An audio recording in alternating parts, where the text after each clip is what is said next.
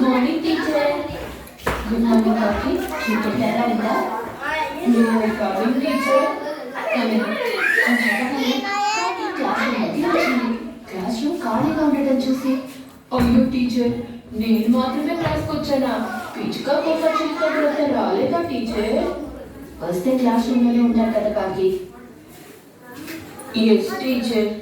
Class రూమ్లో లేరంటే నువ్వు చెప్పిన వాళ్ళు ఇంకా రాలేదన్నమాటే కదా. వెళ్ళు, వెళ్ళిన సీట్లో కూర్చో, వెళ్ళు అని పవన్ చెప్పగానే కాకి తన సీట్ దగ్గరికి వెళ్ళింది. దానిలో తను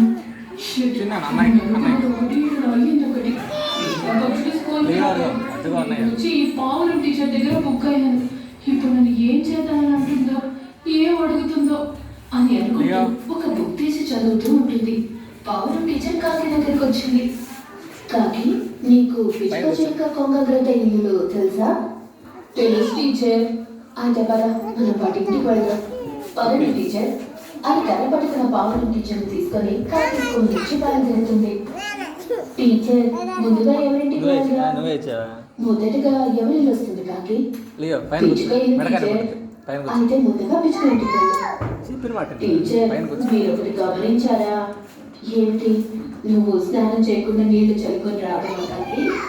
అది కాదు టీచర్, ఈ రోజు పిచ్చుక కంటే ముందు నేనే క్లాస్ రూమ్కి వచ్చాను. అయితే నీకు సన్మానం చేయాల్సిందే కాకి. ఇంకా ఎంత దూరం కాకి?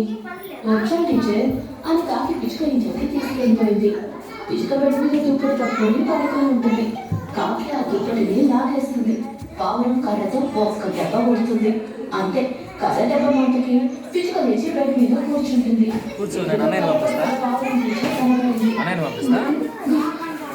Good morning teacher. Good morning పిచ్చుక. ఏంటి, ఇంకా స్కూల్ టైం కాలేదని పడుకున్నావా? లేదంటే అసలు తెల్లారి కదా పడుకున్నావా? చెల్లి విపరీతంగా ఉండటంతో దుప్పటికి కప్పుకొని పడుకున్నాను టీచర్. అంతే, మెలకు రాలేదు. అసలు ఈరోజు స్కూల్ ఉందనే విషయం గుర్తులేదు టీచర్. చెప్పిన జవాబు చాలు. కాకి చూడు, శీతాకాలమైనా స్కూల్కి వెళ్ళాలని లేచి స్నానం చేయకుండా నీళ్లు చల్లుకొని వాచినతో మరి స్కూల్కి వచ్చింది. నీకు గమనించావా?